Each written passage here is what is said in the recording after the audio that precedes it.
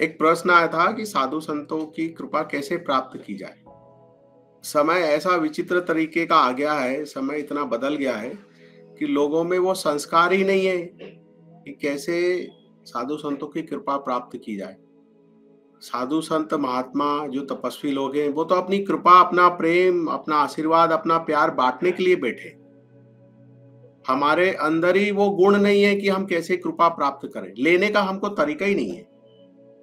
कितना अच्छा उदाहरण है कि जब भगवान राम ने लक्ष्मण को कहा कि जाओ रावण के पास से ज्ञान लेकर के आओ, तो वो लक्ष्मण जो है वो सिर के पास जाके खड़े हो गए और कहा कि मुझे कुछ ज्ञान दीजिए। तो रावण ने देखा भी नहीं। लक्ष्मण आ गए राम के पास में, बोले भैया वो तो कुछ बोल ही नहीं रहे। तो राम ने कहा कि आप ज्ञान लेने के लिए जा रहे हो, कुल उनसे लेने के लिए जा रहे हो, उनके चरणों के पास जाके खड़े होइए, प्रणाम करिए और हाथ जोड़ करके वंदना करिए, उनकी प्रार्थना करिए। फिर लक्ष्मण को बात समझ में आई। फिर लक्ष्मण गए रावण के पास में, चरणों के पास खड़े हुए, प्रणाम किया और कहा कि भगवान मरते समय कोई भी झूठ नहीं बोलता है, तो आप अपने जीवन का जो कुछ भी सत्य आपने जाना है क्या मुझे आप प्रदान करेंगे। और फिर रावण ने लक्ष्मण को ज्ञान दिया। इसका क्या मतलब है? इसका ये मतलब है कि आपको कृपा चाहिए, आपको प्रेम चाहिए, आपको आशीर्वाद चाहिए, तो क्या बन के जाना पड़ेगा? छोटा बन करके जाना पड़ेगा ना। आप संत महात्माओं के पास जा रहे हो और राजा बन के चले जाओ और खुद ही महात्मा बन के चले जाओ, तो महात्मा जी क्या बोलेंगे? आपके चरणों में मेरा प्रणाम है। अब आप ही महात्मा बन के चले जाओगे तो आपको ही वो प्रणाम करेंगे और बोलेंगे मुझ पे कृपा करिए। आपको कुछ लेना है तो आपको अज्ञानी, अबोध बालक की तरह बन के ऐसे जाना पड़ेगा।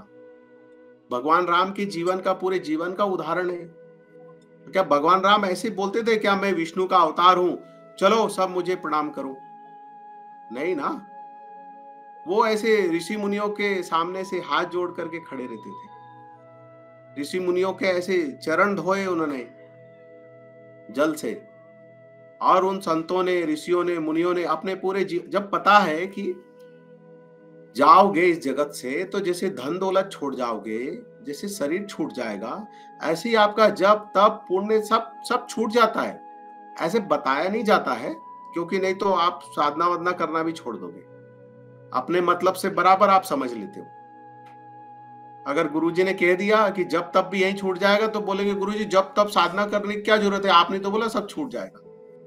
पर पैसे इकट्ठा करना नहीं छोड़ेंगे, क्योंकि वहां नहीं बोलेंगे गुरुजी आपने बोला ये धन छूट जाएगा तो हम धन इकट्ठा करना बंद कर देते हैं। लेकिन यहाँ जरूर बोलोगे कि गुरुजी जब तब ध्यान सब छूट जाएगा, तो फिर हम क्यों करें?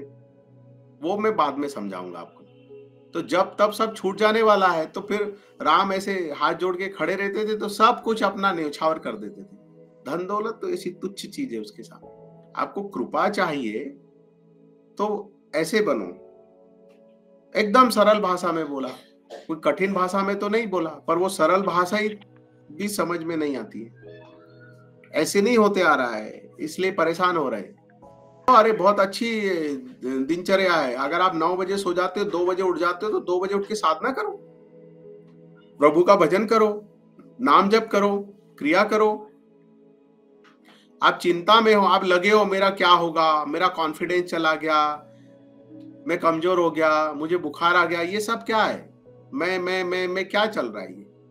आप जितना मैं को समेटोगे ना और उतने कमजोर हो जाओगे और बिखर जाओगे। ये बहुत अच्छी अवस्था है, वो पूरा अपने आप को समर्पित कर दे। तुम ही गुरु के वचनों पे नहीं चलते, तुम्हारे वचनों पे कौन चलेगा? तुम 100% गुरु के वचनों पे चलते हो क्या? नहीं। अब हम में सामर्थ है, हम गुरु के वचनों पे 100% चले, पूरी दुनिया तुम्हारे वचनों पे चलने लग जाएगी। यही सूत्र तो समझ में नहीं आता। इस सूत्र को समझने में पूरी जिंदगी गुजर जाती है। मिटना सीखो, देना सीखो, झुकना सीखो, माता पिता और गुरुओं के वचनों को आत्मसात करना सीखो। और नहीं कर पा रहे हैं तो उस अपने अंदर उस कमी को ढूंढो कि क्यों ऐसा हो रहा है, क्यों नहीं उसको आत्मसात कर पा रहे, क्यों नहीं चल पा रहे। तुम उस राह पर चलोगे तो उससे किसी का कोई भला तो नहीं होगा, उसमें किसी का कल्याण नहीं है, उसमें जीव का स्वयं का कल्याण है अगर उस पे चलेगा तो। ठीक है, बात आ रही समझ में? नहीं तो क्या होगा, आप गुरु के पांव पकड़ के बैठ जाओ, शरीर रूपी गुरु के, तो गुरु भी नरक में जाएंगे और आप भी नरक में जाओगे। ऐसे शिष्य, ऐसे भगत जो है खुद भी नरक में जाते हैं और गुरु को भी नरक में लेके जाते हैं। गुरु जी आप तो कृपा कर दो। और क्या कृपा कर दो? कृपा कैसे होती है? मनमानी करेंगे और गुरु के पांव पकड़ लेंगे जाके, तो ऐसे कुछ होने वाला है क्या? नहीं होगा, कुछ नहीं होगा। ये इस माया जाल, इस भ्रम जाल से बाहर आओ, इसको तोड़ो। अच्छा चलो, हम अगले उस पे विषय पे जाते हैं कि जब कहा कि जब इस देह में आए और इस देह से जो जो आप करोगे वो सब यहीं छूट जाएगा। जैसे धन इकट्ठा किया, धन छूट जाएगा। जो भी आपने ज्ञान अर्जित किया, एबीसीडी पढ़े, वो भी छूट जाएगा, फिर जीरो हो जाएगा। अगर दोबारा जन्म हुआ तो फिर स्कूल जाना पड़ेगा, एबीसीडी पढ़ना पड़ेगा। फिर उसी तरह आपने जब तप किया, ध्यान किया, साधना की, तो वो जो ऊर्जा है वो भी छूट जाएगी यहीं पे, साथ में नहीं जाएगी। साथ में अगर जाती तो सती, जब पार्वती के रूप में सती का जन्म हुआ तो नारद जी गुरु बने और नारद जी ने जब तप करने को लगाया। तो कितनी तपस्या की, कितनी कठोर तपस्या की ना उन्होंने। कि ऐसा था कि जो है सती का पार्वती के रूप में जन्म हो गया तो शिव जी पहुंच गए लेने के लिए कि चलो पार्वती, नहीं, उस शरीर से उतना तप करवाया, उस स्थिति तक पहुंचाया, तो इसका मतलब है कि वो भी छूट जाता है। अब आप ऐसे बोलोगे अगर सब छूट जाता है तो जब तप करने की क्या जरूरत है? जब तप करने की इसलिए जरूरत है कि अभी तुम शरीर में चिपक गए हो। मान लिया कि मैं शरीर हूं, तो इस शरीर से मैं शरीर नहीं हूं, ऐसा बोध प्राप्त करने के लिए ये सब किया जाता है। अभी जैसे कई लोग बोलते हैं कि हमारे गुरुजी तो बहुत अच्छे हैं, हमारे गुरुजी किसी चीज का विरोध नहीं करते, हमारे गुरुजी तो कहते हैं कि सब संतों के पास जाओ, सबका आशीर्वाद लो, सबका दर्शन लो, सबकी कृपा प्राप्त होगी। फिर वो बाद में वो बोलते हैं, ऐसे गुरुजी बोलते हैं, गुरुजी ने कहा कि सब जगह जाना चाहिए, सब आशीर्वाद लेना चाहिए। फिर वो व्यक्ति कहता है कि ऐसा गुरुजी बोलते हैं, फिर वो बाद में बोलता है कि अरे सब गुरु तो एक ही है, गुरु तत्व है, गुरु तो एक ही है, सब भगवान एक ही है। ऐसा वो व्यक्ति कह रहा है। फिर मैं उससे कहता हूं कि आप जो कह रहे हो ना कि सब भगवान एक है, क्यों कह रहे हो? अगर सब भगवान एक है तो आपको ये बोलने की जरूरत ही नहीं कि सब भगवान एक है। इसका मतलब आपके मन में कहीं तो भी है कि भगवान अनेक है। आपके अंदर प्रॉब्लम है, आपने अपने अंदर मन में वो बात फिट की हुई है कि अलग अलग भगवान है, अलग अलग संत है, अलग अलग गुरु है। इसलिए आप उसको अपने आप को क्लियर करने के लिए क्या कह रहे हो कि सब गुरु एक ही है, सब भगवान एक ही है। पर ऐसा आप जानते हो क्या कि सब गुरु एक ही है? ऐसा जानते नहीं है, इसलिए बार बार ऐसे बोल बोल के बताना पड़ता है। बोल रहे हैं, बार बार बोल रहे हैं कि सब भगवान एक ही है, सबसे आशीर्वाद ले लो, सब गुरु एक ही है, गुरु तत्व है, भगवान एक ही है। ऐसा जानने वाला कभी अपने मुख से ऐसा भी नहीं कहेगा कि भगवान एक है। भगवान एक है ऐसा बोलने वाला अंदर कहीं मन में द्वैत भाव है, कहीं तो भी अंदर उसके है कि भगवान दो है, तभी वो बार बार कह रहा है कि भगवान एक ही है। इसको कैसे समझेंगे? जैसे ये एग्जाम्पल के लिए समझ लो कि ये मिट्टी का घड़ा है। क्या है ये? मिट्टी का घड़ा है। और ये घड़े के अंदर क्या है? आकाश। इसको क्या कहा है? घड़े के अंदर आकाश। आकाश मतलब शून्य तत्व, शून्य। और घड़े के बाहर क्या है? आकाश, शून्य, आकाश। तो इसको क्या कहेंगे? घड़े के अंदर जो आकाश है उसको क्या बोलेंगे? घटाकाश। घट के अंदर घटाकाश। और घट के बाहर क्या बोलेंगे उसको? पटाकाश।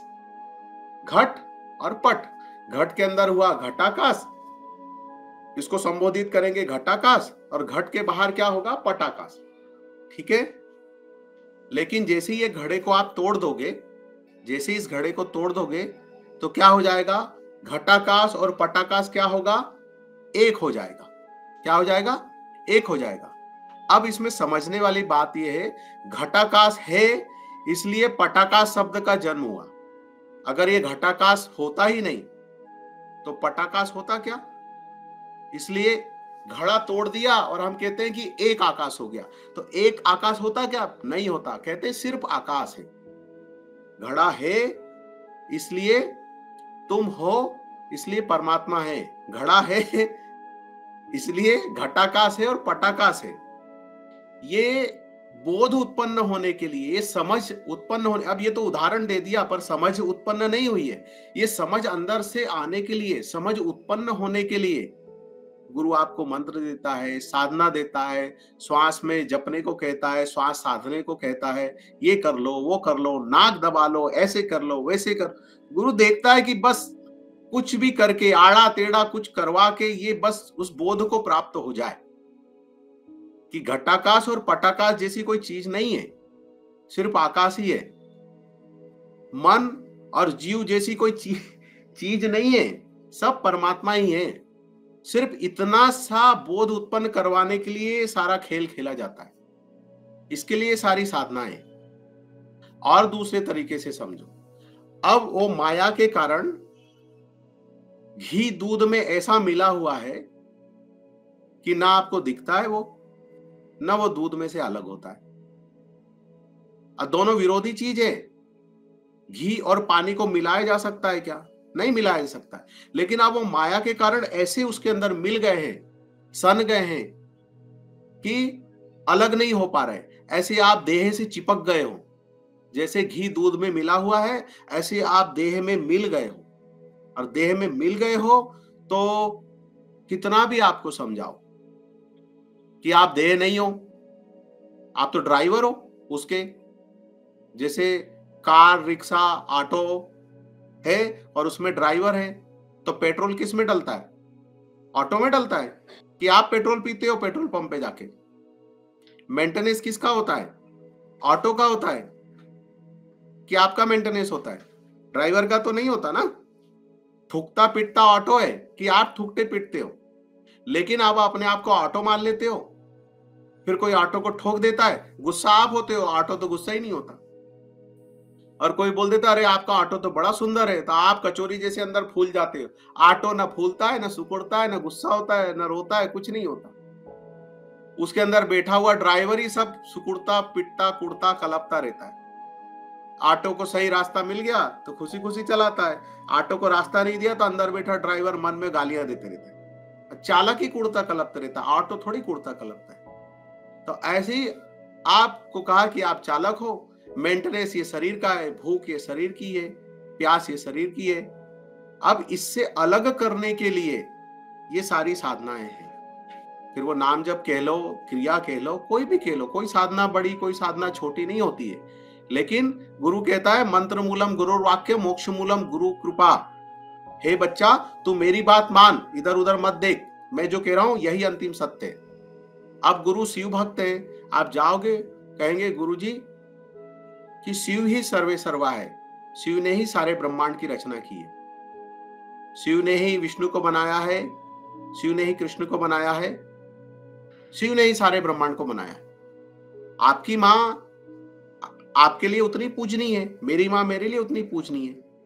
मैं अपनी माँ को छोड़ करके मैं आपकी माँ की पूजा करने तो नहीं जाऊंगा ना। तो माँ क्या कहेगी, बेटा मेरी बात सुन, कह रही हूं ना वही सही है। आप इस भाव को समझ नहीं पाते हो, आप उस माया में फंस जाते हो। शिव बड़े या विष्णु बड़े या ब्रह्मा बड़े या ये बड़े या वो बड़े या कृष्ण बड़े, यही चक्करों में फंसे घूमते भटकते रहते हैं। राम बड़े या कृष्ण बड़े, अरे क्या बड़े क्या छोटे, तुम्हारी माँ सिर्फ तुम्हारी माँ है, तुम अपनी माँ की बात मानो और ये भटकना बंद करो। अब कोई विष्णु भक्त है तो क्या कहेगा, विष्णु ने ही सारे ब्रह्मांड की रचना की है, विष्णु ने ही सब कुछ बनाया है। अब आप फंस गए, वो तो कहते हैं शिव ने सब कुछ बनाया। नहीं नहीं, शिव पुराण में पढ़ोगे तो शिव ही सब कुछ है, विष्णु पुराण पढ़ोगे तो विष्णु ही सब कुछ है, भागवत पढ़ोगे तो। आप क्या कर रहे हो, आप सिर्फ बुद्धि के स्तर पे अपने आप को विक्षिप्त करने पे तुले हुए हो। ये चीजें आपको बाहर लाने के लिए, समझाने के लिए अब आप उल्टी बुद्धि से चीजों को समझने की कोशिश कर रहे हो। अच्छा, आप काशी नहाने जाओगे और काशी में 80 घाट है, राम घाट है, लक्ष्मण घाट है, ऐसे घाटों के नाम दे दो आप। उसमें 80 घाटों में एक मणिकर्णिका घाट है। आप घाट पे स्नान करोगे तो आपको घाट के स्नान का फल प्राप्त होगा या गंगा स्नान का फल प्राप्त होगा? बताओ, सोचो। आप गंगा स्नान करने जाते हो ना, कि घाट स्नान करने जाते हो? आप किसी भी घाट पे स्नान करो, आपको गंगा स्नान का फल प्राप्त होगा, घाट का फल थोड़ी प्राप्त होगा। तो वो गंगा सर्वत्र है, उसी की कृपा सब जगह, उसका आनंद है। और वो अलग अलग घाटों में भास रही है भाई, वहां से गुजर रही है, आप उस घाट से स्नान कर लो। तो आप विष्णु को पकड़ो, शिव को पकड़ो, कृष्ण को पकड़ो, राधा को पकड़ो, राम पकड़ो, कुछ भी पकड़ो, उसको घाट की तरह समझो और उसमें समा जाओ। आपको वो परम तत्व की उपलब्धि हो जाएगी, लेकिन आप उसमें उलझे हुए हो। तो जैसे दूध में घी मिल गया, ऐसे ही आप अपने शरीर में सन गए, फंस गए। जैसे चालक ने अपने आप को पूरा कार ऑटो मान लिया, ऐसे तुमने अपने आप को पूरा शरीर ही मान लिया। अब दूध में से घी को अलग करना है तो क्या करना पड़ेगा? उसका दही जमाओगे, प्रोसेस है। दही जमाओगे, फिर दही जमाने के बाद फिर उसको बिलोगे, मथनी से मथोगे, पानी डालोगे थोड़ा उसमें, मथोगे, उसको ठंडा रखोगे। गर्म में कर सकते हो क्या? ठंडा का मतलब होता है पेशेंस, विश्वास और पेशेंस।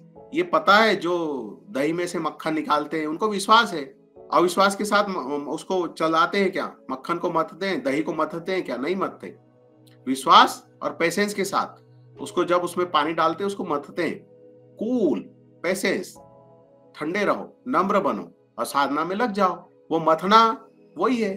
फिर धीरे से क्या होता है, मक्खन ऊपर आ जाता है। फिर मक्खन ऊपर आने के बाद फिर मान अपमान की अग्नि में पकाया जाता है उस मक्खन को। देखते हैं ये फूलता है या सिकुड़ता है, क्या है। फिर जब उसको पका देते हैं तो जो थोड़ा बहुत बचा हुआ मेल है वो भी कढ़ाई में नीचे रह जाता है और घी बन जाता है। तो अब आपको ये समझ, ये बोध उत्पन्न करवाने के लिए, बोध को प्राप्त करवाने के लिए ये सारी प्रोसेस है। आप आत्मा हो, आप परमात्मा का अंश हो, ये घटाकाश पटाकाश का ही हिस्सा है। ये आत्मा परमात्मा का ही हिस्सा है। इतना सिर्फ एहसास करवाने के लिए ये सारी प्रोसेस है। अब वो छोड़ करके दुनिया भर के सब ड्रामे चालू रहते हैं। कौन सा मंत्र करूं, ये मंत्र करूं, वो मंत्र करूं। सारा खेल शरीर के स्तर पर ही चल रहा है, बुद्धि के स्तर पर ही चल रहा है। नम्र बनो, झुकना सीखो, प्रेम करना सीखो। अभी तक तो वो सारी चीजें चली रहती। वो बोलते हैं कोई मुझे प्रेम नहीं करता। अरे प्रेम लेने की चीज नहीं है, प्रेम देने की चीज है। श्वास लेने की चीज नहीं है, श्वास छोड़ने की चीज है। जितने भी प्राणायाम होते हैं उसमें क्या कहा जाता है? श्वास को ऐसे बाहर फेंको। क्या सिखाया जाता है? श्वास को ऐसे बाहर फेंको। जैसे ही शरीर श्वास को फेंकेगा, आप फेंकोगे, शरीर श्वास अपने आप ले लेगा कि नहीं लेगा? दूसरी सांस ले लेता है। आप प्रेम बांटना सीखो, झुकना सीखो, नम्र बनो, प्रेम देना सीखो। प्रेम अपने आप आपको मिल जाएगा। सांस छोड़ना सीखे नहीं और सांस ले रहे हो, सांस ले रहे हो तो घबराहट होगी कि नहीं होगी? आपने प्रेम देना सीखा ही नहीं और ढूंढ रहे दुनिया में, मुझे प्रेम नहीं मिलता, कोई प्यार नहीं करता, कोई प्रेम नहीं देता। अरे ये प्रेम देने वाली चीज एकदम उल्टी है। वो दूरबीन को है ना, पलटाओ। आपका वो जो दूरबीन से जो देखते हो ना, उसको पलटाओ। एक तरफ से देखोगे तो पास की चीज दूर दिखती है और दूसरी तरफ से देखोगे तो दूर की चीज पास आ जाती है। ये चश्मा ही उल्टा हो गया है। अच्छा, आप उसको ऐसे समझो, स्त्री जब तक मां नहीं बनती उसको इनकम्प्लीट कहा गया है, पूर्ण नहीं है। कहते हैं ना स्त्री अधूरी है। वो पूरी कब बनती है? जब वो किसी बच्चे को जन्म देती है, कहते तब वो पूरी बनती है। मतलब जब वो अपना वात्सल्य, अपना प्रेम जब वो बांटती है, अपने बच्चे को देती है, तो वो पूर्ण हो जाती है। बच्चा पूर्ण होता है क्या? बच्चा पूर्ण नहीं होता। माँ इतना लाड़ प्यार करती है, इतना प्रेम देती है, मालिश करती है, ये करती है, वो करती है, उसके सब उसके नखरे झेलती है, सब कुछ करती है, लेकिन पूर्ण माँ होती है, सब दे करके। अब आप समझो इस चीज को कि वो बच्चे ने सुसु कर दी, पॉटी कर दी, बिस्तर गीला हो गया। अब तो खैर डायपर हो गए तो अब इतना नहीं होता है, पाले में सुला देते हैं। मैं 30-40 साल पहले की बात कर रहा हूँ। बिछोना गीला कर दिया, तो माँ क्या करती है, गीले में सो जाती है, बच्चे को सूखे में सुला देती है। सारे त्याग करने के बाद पूर्ण कौन हो रहा है? माँ पूर्ण हो गई और बच्चा अधूरा है। 1 से 2 बच्चे हो गए, उसका भाई बहन आ गया तो वो क्या कहता है, मम्मा मुझे प्यार ही नहीं करती। अब देखो इतना लाड़ प्यार मिल रहा है, फिर भी वो क्या महसूस कर रहा है, अपने आप को इनकम्प्लीट ही महसूस कर रहा है, अधूरा ही महसूस कर रहा है। और प्रेम देने वाला पूर्ण है। जो आराम की चैन की नींद सो रहा है वो अधूरा है, और जो रात रात भर जाग रहा है वो पूर्ण की गिनती में आ रहा है। तो ये पूर्णता क्या है? त्याग, दे देना, बांट देना। जब त्यागोगे, बांटोगे, दोगे तो पूर्ण हो जाओगे। समेटने से थोड़ी पूर्ण होता है। जब पुरुष प्रेम करना सीखता है ना, प्रेम बांटना सीखता है, उसके अंदर स्त्रीत्व आता है, झुकता है, तब वो पुरुष पूर्ण होता है। जैसे स्त्री मां बनती है तब वो पूर्ण होती है, क्योंकि वो अपना प्रेम, वात्सल्य, स्नेह जब वो बांटती है, देती है, प्रेम करती है तो पूर्ण होती है। इतना सा उदाहरण अगर आप में समझ है तो काफी है पूरे जीवन के लिए। अब हम क्या करते, उल्टी गिनती चलते, उल्टी तरफ से चलते। हमको प्रेम नहीं मिलता, हम डिप्रेशन में हैं। क्यों डिप्रेशन में चले गए? प्रेम नहीं मिला। आत्महत्या कर ली, सुसाइड कर ली, क्योंकि प्रेम नहीं मिला। तो ये अज्ञानता नहीं है तो क्या है? अज्ञानता ही है। अगर आप प्रेम बांट रहे होते, झुक रहे होते, तो आपको सुसाइड करने की जरूरत नहीं थी। आप विक्षिप्त क्यों हो गए? क्योंकि आपने समेटना सीखा, बांटना नहीं सीखा। समेटने वाला हमेशा विक्षिप्त हो जाता है, अब बांटने वाला मुक्त हो जाता है। उसके अंदर कुछ भी नहीं बचता है, शून्य हो जाता है, शून्य को उपलब्ध हो जाता है। और जो शून्य को उपलब्ध हो गया वही परम आनंद को जान लेता है। परम आनंद कोई ऐसी कोई चॉकलेट नहीं है या किताब नहीं कि पढ़ लोगे तो ब्रह्म ज्ञान को या परम आनंद को उपलब्ध हो जाओ। इन सूत्रों को अगर आप बारीकी से समझ लोगे ना, अगर जीवन में और उतार लोगे, तो धीरे धीरे आप जानोगे आपका जीवन बिना जप तप किए उस आनंद से भर जाएगा। इतना ये जप तप करना पड़ता है ना, ये सिर्फ इस समझ को उपलब्ध करवाने के लिए। जो जितना स्तब्बन होगा ना, जितना क्या बोलते हैं स्तब्बन, मतलब हट्टी, जिद्दी, अकड़ू, उसको उतना इन सब चीजों से गुजरना होगा। और जो ये छोड़ दे, हट्टीपना छोड़ दे, स्तब्बन होना छोड़ दे, तो आसानी से चीजों को उपलब्ध हो जाएगा। तो ये इतनी कठिन कठिन देखते हैं कि इतनी प्रोसेस से गुजरे हैं, फिर उनको ये सब मिला है, ऐसा नहीं है। वो उतने ही कहीं ना कहीं धारणाओं में अटके थे, फंसे हुए थे, और गुरुओं ने उनकी धारणाओं को ब्रेक करने के लिए ये सारा लीला रची, माया जाल रचा। जब उसकी धारणा मिटी और वो सत्य को उपलब्ध हो गया। अब जैसे ही सत्य को उपलब्ध हुआ तो सारी चीजें छूट गई। ना इष्ट रहा, ना जप रहा, ना भक्त रहा, ना भगवान रहा। अब वही भगवान स्वरूप हो गया। तब हम कहते हैं प्रभु आप ही भगवान हो हमारे, हम और किसी भगवान को नहीं जानते। बच्चा कहता है माँ तू ही मेरी भगवान है। वो भगवत स्वरूप हो जाता है। वो जान गया, घड़ा होते हुए भी वो जान गया कि ये घटाकाश और ये पटाकाश ये सिर्फ भ्रम है, बस आकाश ही आकाश है, इधर भी और उधर भी। तो बताओ भगवान कैसे जागोगे? बस छोटी सी चीज है, अगर आप इस समझ को उपलब्ध हुए, इसी क्षण आप जागे हुए हो, वरना तो फिर वैसे ही फंसे हो। पेट्रोल डल रहा है कार में और समझ रहे हैं कि पेट्रोल हमारे अंदर डल रहा है, सारे भोग पदार्थ डल रहे हैं शरीर में। आहा लड्डू खा रहे हैं, आहा गुलाब जामुन खा रहे हैं, अरे ये तो सब इसमें जा रहा है। उसके साथ एकाकार हो जाते हो, ऑटो के साथ उसको 4 रिबिन में से रंगीन बांध देते, ड्राइवर खुश हो जाता है, ऑटो खुश नहीं होता। शरीर का तंत्र तो वैसे ही चल रहा है, उसको ज्यादा इमली ज्यादा नींबू डाल दोगे, गड़बड़, पेट दुखना चालू हो जाएगा, ये चालू हो जाएगा। अभी जो पेट्रोल का ऑटो है उसमें पेट्रोल ही डालो, उसमें डीजल डाल दोगे तो इंजन गड़बड़ाएगा कि नहीं गड़बड़ाएगा? तो बस ऐसे ही ये शरीर है, इसकी कोई तारीफ करता है हम फूक जाते हैं, निंदा करता है हम सिकुड़ जाते हैं। हर ऑटो के अपने एक नाम है, फंस गए उसके अंदर, उसी को ही सजाने में लगे हुए, उसी का मेंटेनेंस है, सारे चक्कर उसी के हैं। ड्राइवर का तो कोई चक्कर ही नहीं है, पर चक्कर कब है? जब वो चिपक गया उसके साथ, फंस गया, इसलिए अब ऑटो के नहीं वो चक्कर उसके हो गए। आप फंस गए इसलिए अब शरीर के नहीं, अब वो चक्कर आपके बन गए। बस उससे अलग करने के लिए सारी प्रोसेस है। सारी विधियां।